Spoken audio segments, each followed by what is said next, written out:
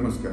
डोकेदुखी ही एक सामान्य बाब आहे, परंतु कधी-कधी डोकेदुखी ही आपल्या मेंदूकडून आलेली एक धोक्याची चेतावणी असू शकते. मी doctor Raghav Bagwakar, Asian Noble Hospital Ahilyanagar येथे पूर्ण वेळ न्यूरोसर्जन म्हणून कार्यरत आहे. अचानक सुरू झालेली तीव्र डोकेदुखी ही मेंदूतील काही गंभीर आजारांचे एक महत्त्वाचे लक्षण असू शकते. अशा प्रकारे वीज कडकडल्यासारखी डोकेदुखी झाल्यास डॉक्टरांची मदत त्वरित घेणे.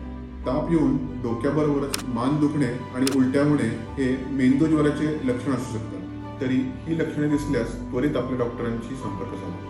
डोक्याला दुखापत झाल्यानंतर डोकेदुखी बरोबरच शुद्ध कमी होत असेल तर आपल्याला त्वरित सीटी स्कॅन करण्याची गरज आहे.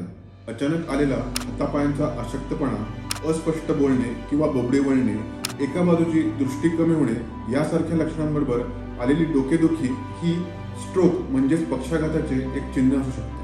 रात्री झोपल्यावर डोकेदुखीमुळे जाग येणे किंवा झोपल्यावर डोकेदुखी वाढणे ही मेंदूतील दाब वाढल्याची लक्षणे असू शकतात. अशी लक्षणे वारंवार आढळल्यास डॉक्टरांचा सल्ला घ्यावा. या व्यतिरिक्त डोकेदुखीबरोबर चेतावणीची इतर लक्षणे आढळल्यास एशियन नोबल हॉस्पिटल येथे लवकरात लवकर संपर्क साधा.